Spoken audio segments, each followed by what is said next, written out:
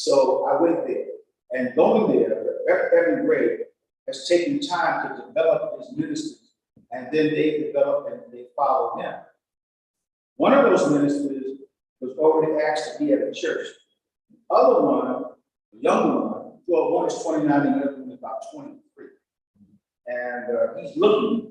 Here is the difference in society today. Some preachers look to get somewhere while other preachers just pretty much work from where they are. They look, there's a generation of preachers now that's looking for. They're lusting for. They can't wait to get, and I'm saying, what in the heck is the hurry? Not knowing what the challenge is going to be, right? There's a woman by the name of Kadena Snyder. The reason why I lift up that name is because when I got called to preach, and I started preaching, I was really not giving a directive on what to do. Kadena Snyder was the superintendent of the Sunday school. Kadena Snyder comes to me, she says, I think you ought to be able to kind of get yourself cut as it relates to crafting how to teach. So she allowed me to sit under her.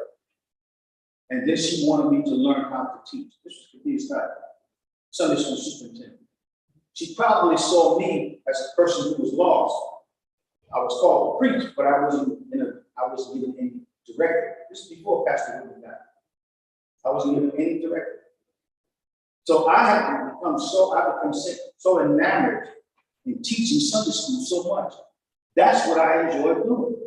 I never in my life looked or desired to pastor a church. For those of you who've been here as long as I have, know that was the story. I never pursued it like they're pursuing now. Jamel Moore, I can mention his name because Deaconess Mosley knows Jamel Moore. Deaconess Mosley is the son of H. DeVore Chapman. I say that now, H. DeVore Chapman, call home, but he's the son of the late Dr. H. DeVore Chapman of the Great Bright Light Baptist. H. DeVore Chapman died. The relationship between the two kind of,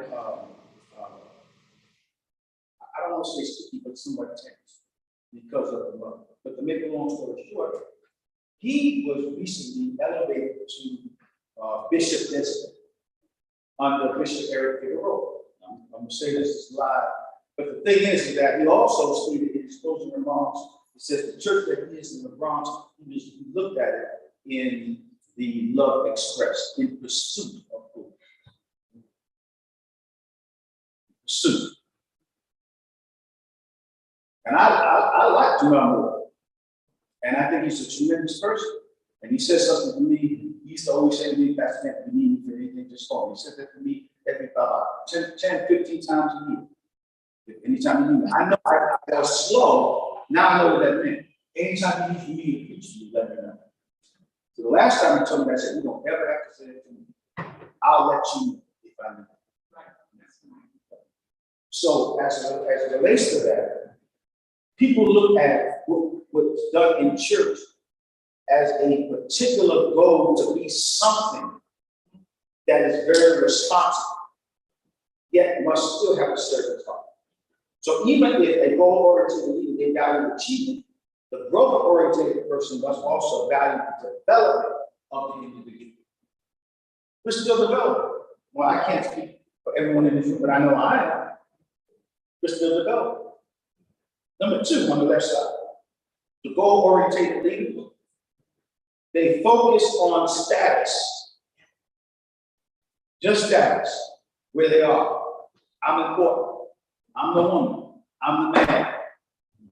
The growth-oriented leaders focus on stretching themselves to learn more. For those of you who work out, know full well you just can't go to the park and run. For those of you who work out, you have to stretch.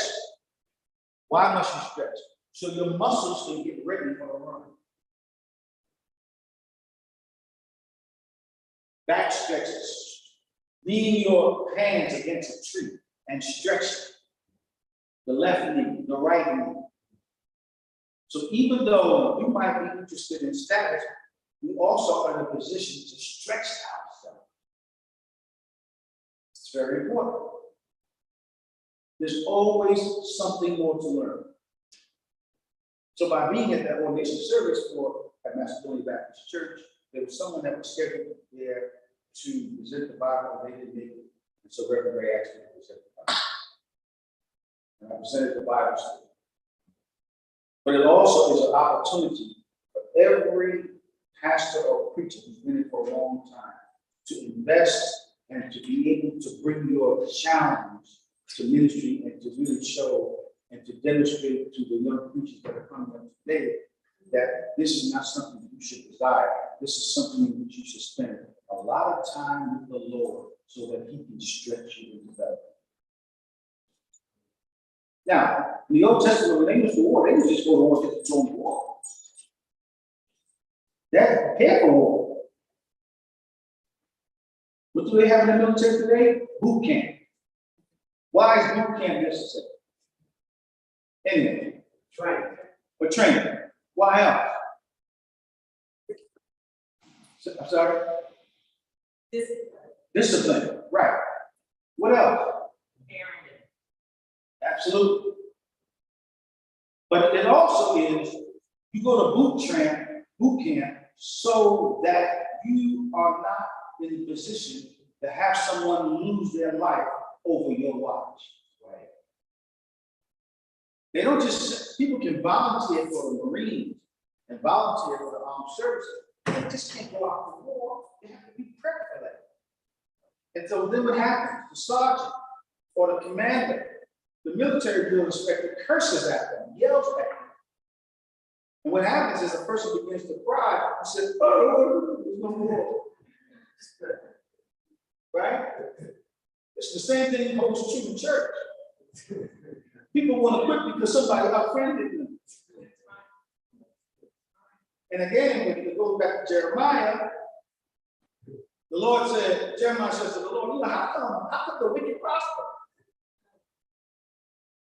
How come the wicked prosper? And God never responded to Jeremiah by addressing the wicked. Why? Because what was important for God was that He was addressing Jeremiah. Hey, if you can't run with the footmen, how you gonna run with the horses? I was already told somebody don't want to be a part of this church because they don't like what they're doing.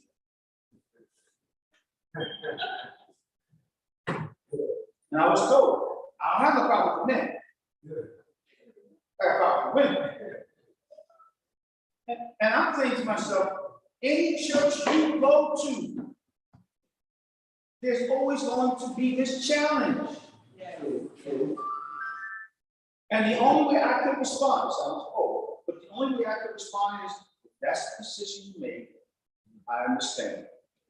We certainly want to pray for you as you move on. But what they wanted in that moment was to be pitied. What was the song they used to sing in church? God don't want no coward soldiers in His man.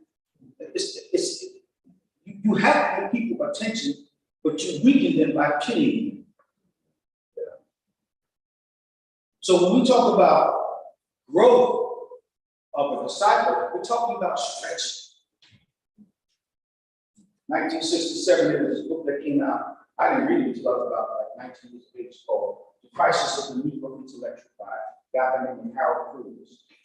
And he talked about the failure of Black leadership because the Negro intellectuals, they were naming at the time, they were talking about they're so far removed from the urban society that they just don't get it. It's always their intellect. Nothing wrong with Negro intellectual. But he talked about the crisis of the Negro intellectual. Crisis of the Negro intellectual. Number 3 on the left side, goal-oriented leaders, they honor privilege. They honor privilege. That can be on so many areas and avenues, but they honor privilege. To the right of that, the growth-oriented leaders, they honor serving. Here's sometimes where we sometimes miss the mark. We've done so well in achievement, and status, and privilege that we forgot we were servants. we sometimes forget that we are servants, including preachers. Not all preachers, I'm just saying. You have to talk about everybody across the board. He or she that is greatest among you, let them what? Serve. Serve. Let them serve. Whether you're president of anything,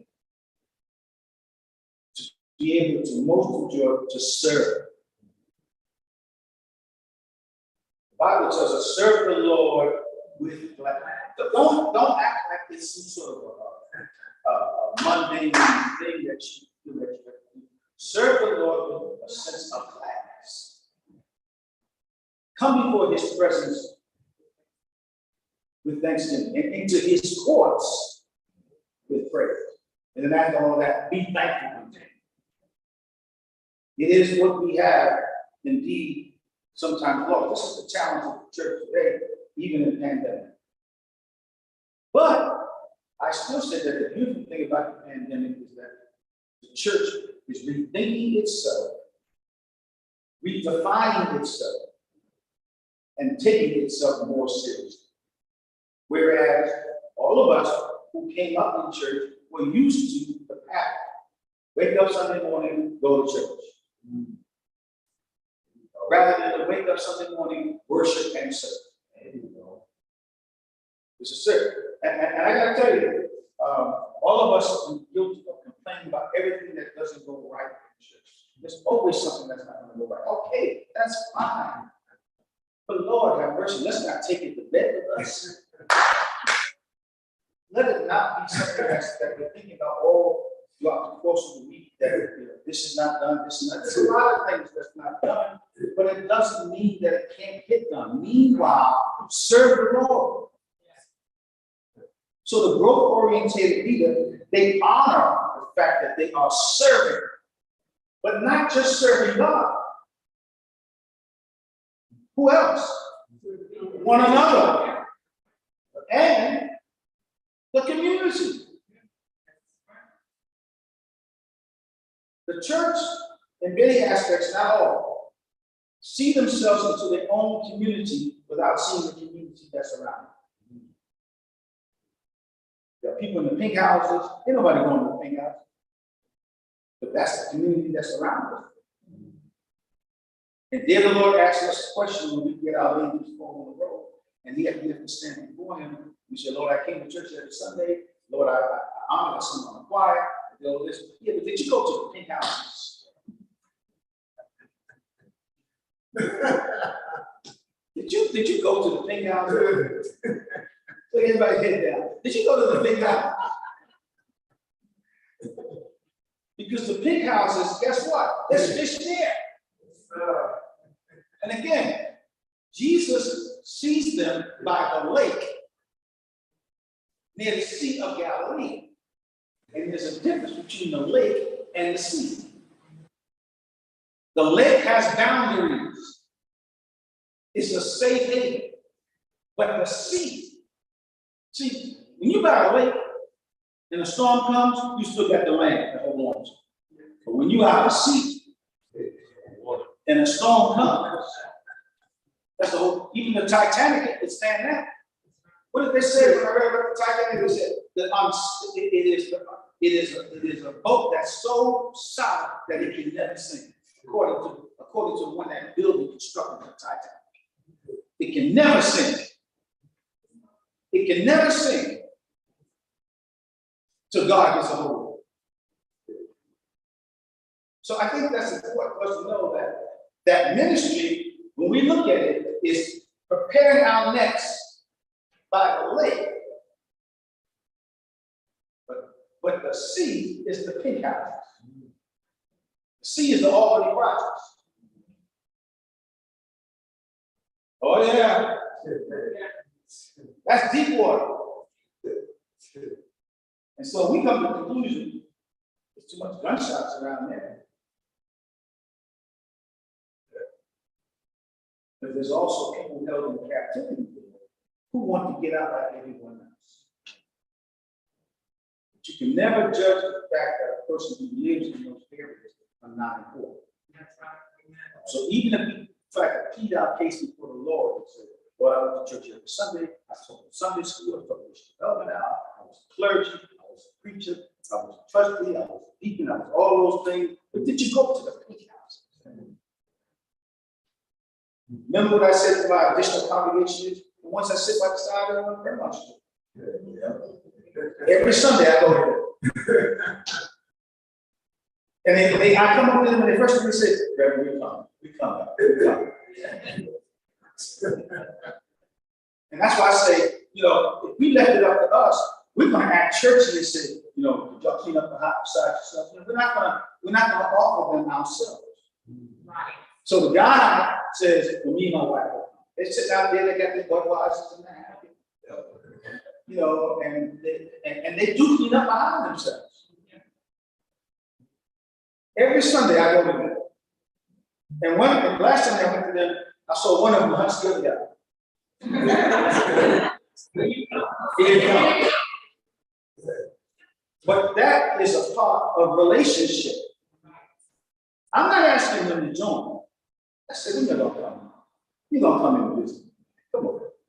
You coming. I said, you coming? I don't even say when. I just keep going to them every Sunday when you come. So in serving, we are honored to serve. Number 4, on goal-oriented leaders, they emphasize, it's the emphasis on teaching, which is very important. Very important. With the exception of maybe the African American Episcopal Church, the AME Church has always taught, especially in Southland, you couldn't get ordained unless you went to college. Anybody from the South know what I'm talking about? In the AME Church, you could not be ordained unless you went to college. In the African Methodist Episcopal Church, you couldn't be ordained as a preacher unless you went and graduated from college. I'm not talking about a Bible Institute. That's not legitimate. I'm talking about a showing of college. An institute is an institute. An institute is the glorified Sunday school class. A university is meat on the bones. You have to turn papers. The professor says to you, I want you to do a 20-page paper. What you want to tell me? I can only do 15. No, I have 15. I asked for 20. Bible Institute, they give you do that, you give me 3 pages. 3 pages. So they emphasize teaching. The goal-oriented, they emphasize teaching. But the growth-oriented leader emphasizes the students. It's the teaching is one thing, but they emphasize the importance of the teaching of the students, that the students would be effective in ministry. The students. Now, y'all been here long enough to know that you can pretty much survey the congregation and see who's working and who's not. See where their heart is and where their heart is not. You know that. I'm not asking you to drop down on the name, but I know.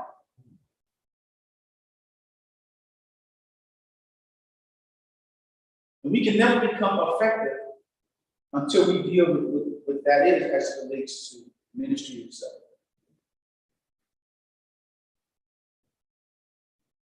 Today, there are so many pastors that are calling each other to just talk about ministry. They're not even calling to say, what was your attendance like? There's this real need to learn even more.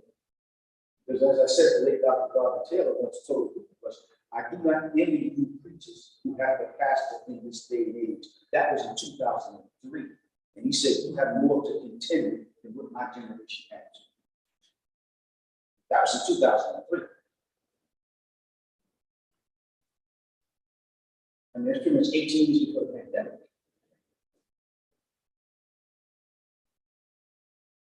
But this is not a challenge for preachers. This is a wonderful challenge for the congregation as well. Be fortified. Every congregation goes through its seasons, but each season brings either a lake or the sea. Now, mind you, when they were preparing their nets, Jesus says, I'm going to make y'all fishers of men. Now, it wasn't until they get out to the ocean when they found that they were trying to fish, and they said, Master, we toiled all night long, we couldn't catch nothing. And you know what Jesus just tossed it on the other side. They were staying on one side, tossing it on the other side. He didn't tell them to cast their net while they were by the lake or the shore. He says, come, I will make you fishers of men. The same discipline that these disciples were putting in as far as prepping for to get fish, to feed themselves and their family and the community, is the same thing that Jesus was prepping them for. But at the same time, they also had to know that this is not going to be an easy task. And this is why I refer to things like what I call Christian romanticism. We want things to be so nice. We want it to be so nice. Can't we just get some niceness and some relief here? Can't we? And again, we're so in love and enamored with the resurrected Christ without ever being on the side of the crucified Jesus, who was abused. We're not on that side. Any questions? So Christianity is not something, it's something that we want to create for ourselves to make ourselves feel good. And then we say, but the Lord will take care of it. But we don't know how the Lord will take care of it. The Lord will work it out. How's he going to work it out? What methods will he use to work it out? All of these cliches, things that we can say, he'll work it out, and the Lord will work it out. But how he works it out may not be to our life. But it will be to our benefit. The Lord will fix it. How will he fix it? Sometimes with a car, you got to take it apart before putting it back together. Sometimes with us as Christians, the Lord has to take us apart and put us back together. We don't like to take it apart. We just want to be put back together. And then we want to be put to sleep at that. So we don't feel the pain. And I say the devil is right. Can't cross over into his life without there being some challenges and struggles. It's just not possible.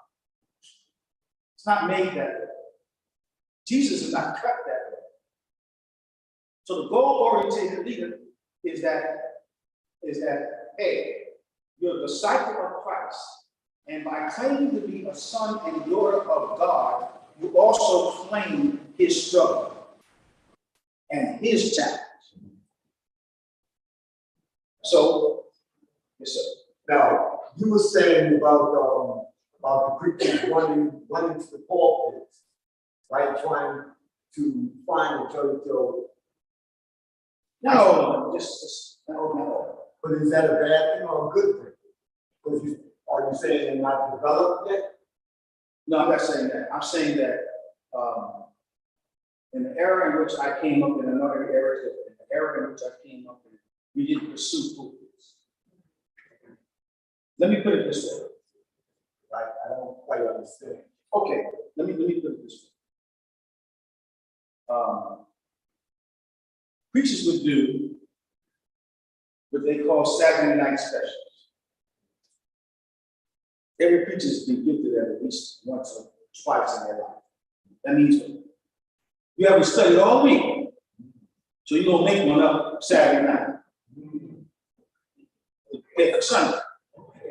Problem is it's not season, right? So the late Dr. William Augustus Jones, who used to pastor the Bethlehem Church in Marcus Garden, said that, he said, preachers, you don't ever have to do a Saturday night special looking for a sermon. If you study and if you have a devotional life, a sermon will come looking for you.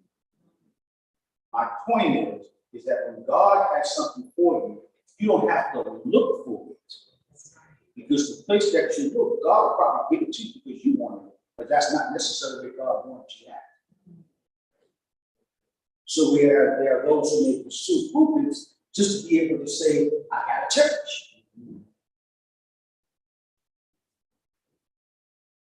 And it's just tiring sometimes sitting around a bunch of preachers that dock each other over. Dock this, dock this, dock that. It's just tired after a while. So you just can't pursue something because you see an opportunity. The Lord will guide your hand. And the Lord will guide your journey in your work. So that's really important for us to understand. That God has, and while we're involved, and the reason why we call it mission development hour, because there were many adults who would look at Sunday school, and a lot of adults would not come because they felt that Sunday school was for children and not for them. Okay. And that's why we don't call it Sunday school. It's Sunday school, but we don't call it Sunday school. It's mission development hour. How we develop as people of God. That's important. The questions that are asked: how come you don't have more young people? Number one, probably they don't feel like the church that they go to is young enough for them, so they find early in the church. You know, the challenge with that is you can go to a church where there's a zillion young people, but that don't mean it's going to be $1 zillion. Anybody who brags about it, they got a whole lot of young people in the church, they got a whole lot of money. But they'll shout you for 35 minutes. When the offering time comes, they tell you to the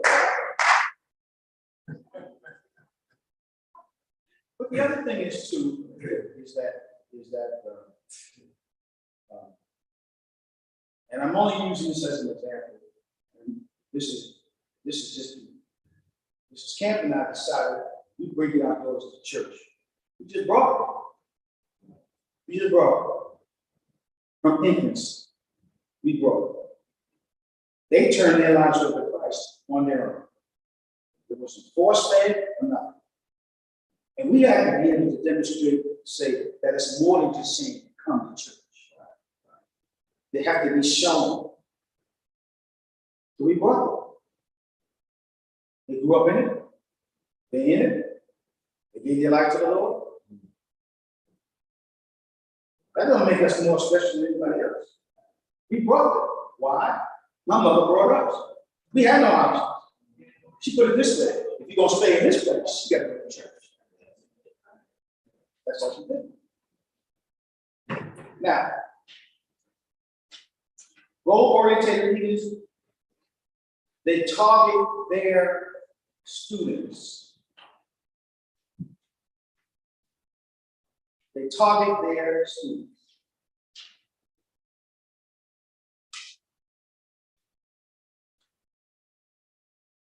We're going to target students, but the growth-oriented leader targets the growth of the student.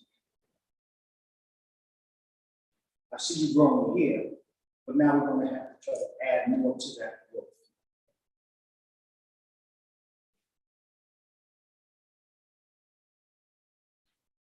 Anybody want to respond to that? Okay. So I'm going to go over this once again, and we're going to read again Matthew chapter 4, verse 18 to 20. As Jesus was walking beside the Sea of Galilee, so his brother Simon called Peter and his brother Andrew. They were casting a net into the lake because they were fishing. Come follow me, Jesus said, and I will send you out to fish for people. At once they let their nets and follow. No, the Sea of Galilee and lake. There's a difference between the lake and the sea. What's the difference again? One is small and has boundaries. That's the lake. And the sea is vast ocean.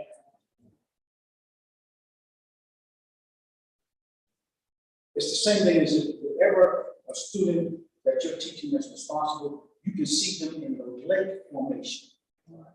But you want to prep them for the seed formation. Staying on shore is not enough. The lake is much more safe. Right. Because I had my grandson told me one day, he said, Papa, he said, you know, I go swimming, but I swim safe. I don't get no water in my head. I can get water over my head. Yeah. So that's why it was at the lake. Right. And no, but this is not casting any sort of cloud over the disciples. They were prepping their nets.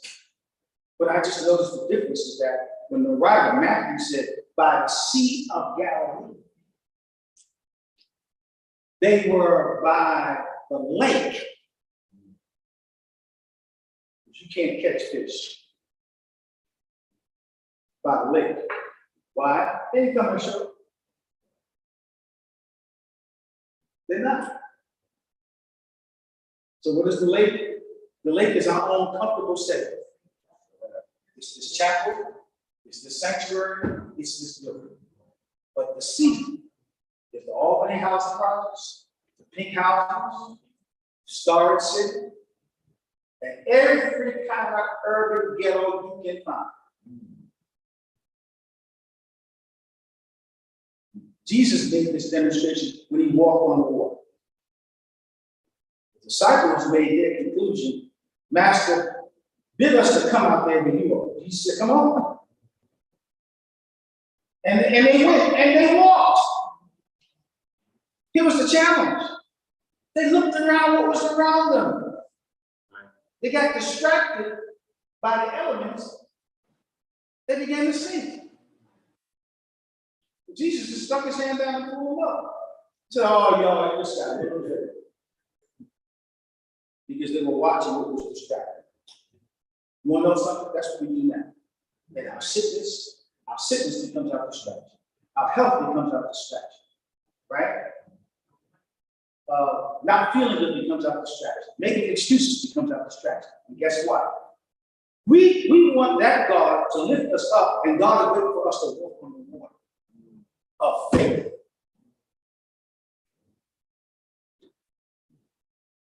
Anyone else? All right, that's it. That's it. We're going to time for worship and preparation. Again, we're in this chapter. This is the lake, but we have to prepare between now and the sea, which is worship. Let's give our director as she gives us information from here.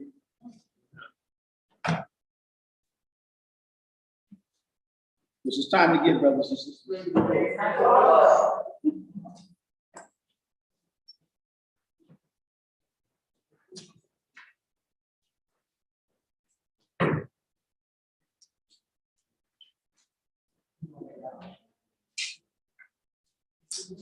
As we give our offering, let's give our pastor a hand.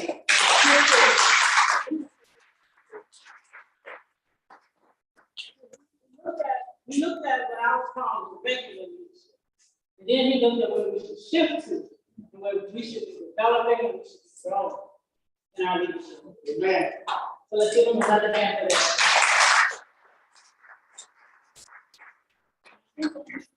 He said one is seasonal and one is lifelong. So one's going to take you on the journey, and the other one is just going to help you as you are. Like today, we learned something today. If we don't take it outside with us, it just stays right here. But if we're going to shift in our leadership, it's going to be something that's going to help us in our lifelong journey with God. And that is more important than anything. So again, I want to give you a hand for that.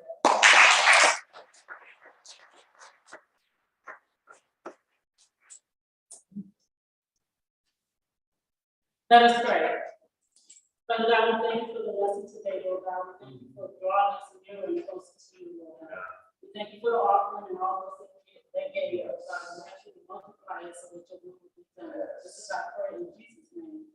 Amen. Amen. Amen.